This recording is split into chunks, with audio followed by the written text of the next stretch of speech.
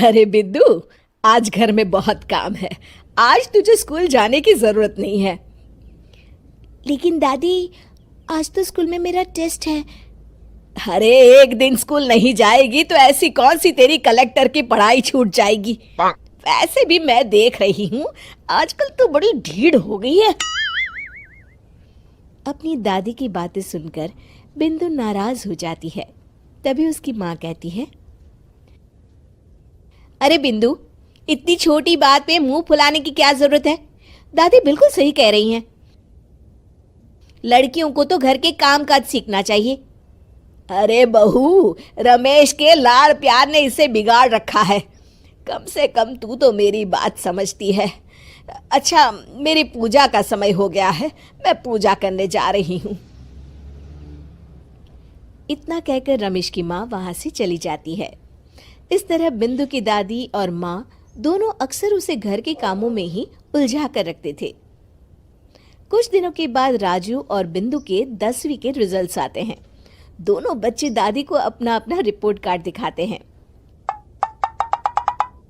शाबाश मेरे लाल, तू तो बड़े अच्छे नंबरों से पास हुआ है। तभी बिंदु कहती है, दादी मैं भी अच्छे नंबरों से पास हुई हूँ। रमेश की माँ बिंदु को अनदेखा करते हुए कहती है, हाँ हाँ ठीक है, अभी यहाँ खड़ी क्या कर रही है, सुन लिया मैंने। जाकर मेरे लिए चाय बना कर लिया। बिंदु उदास होकर चाय बनाने किचन में चली जाती है। तभी राजू कहता है, दादी मैं क्रिकेट के कोचिंग सेंटर में एडमिशन लेना चाहता हूँ। अरे वाह राजू बेटा, ये तो तूने बड़ी अच्छी बात कही। तू कल ही अपना एडमिशन करा ले, जितनी भी फीस होगी मैं दे दूंगी। अरे एक दिन मेरा पोता विराट कोहली बनेगा। इस तरह अक्सर रमेश की माँ अपनी पोती बिंदु के साथ दुर्व्यवहार करती थी। कुछ दिनों के बाद रमेश की माँ और उसकी पत्नी दोनों सास बहू मिलकर राजू का एडमिशन अच्छे स्कूल में करवा देते हैं, लेकिन बिंदु का एडमिशन नहीं करवाते। इस बात से नाराज होकर बिंदु अपनी दादी से कहती है, लेकिन दादी मुझे भी आगे की पढ़ाई करनी है। अरे क्या करेगी आगे की पढ़ाई लिखाई करके, हैं? आज से ये पढ़ाई का भूत अपने दिमाग से उतार दे। इतना कहकर रमेश की माँ वहां से चली जाती है। उस दिन के बाद से बिंदु की पढ़ाई हमेशा के लिए छूट जाती है और उसकी दादी उससे घर के सारे काम करवाना शुरू कर देती है। इस तरह उसका सारा दिन घर के कामों में ही बीत जाता था।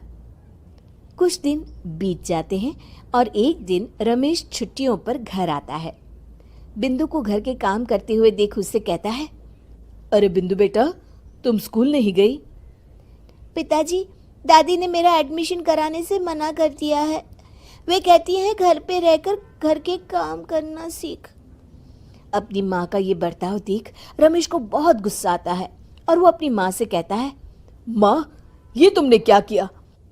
आगे की पढ़ाई के लिए स्कूल में बिंदु का एडमिशन क्यों नहीं करवाया?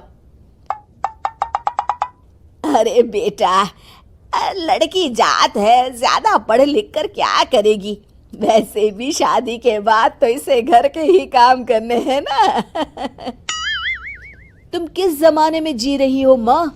अगर कल्पना चावला के घर वाले भी तुम्हारी सोच के होते तो क्या वो पूरी दुनिया में हिंदुस्तान का नाम रोशन कर पाती? इसका स्कूल छुड़वाकर तुम इसका भविष्य बर्बाद कर रही हो, लेकिन मेरे रहते ऐसा नहीं होगा। बिंदु बेटा, कल ही तुम्हारा एक अच्छे स्कूल में एडमिशन करा दूंगा। तुम जितना चाहे उतना पढ़ो। मेरे होते हुए तुम्हें किसी बात की चिंता करने की जरूरत नहीं है।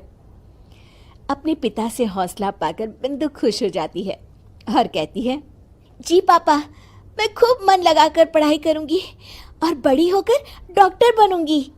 ये हुई ना बात, शाबाश मेरी बेटी। शिक्षा, लड़का हो या लड़की, हमें दोनों को आगे बढ़ने का मौका देना चाहिए।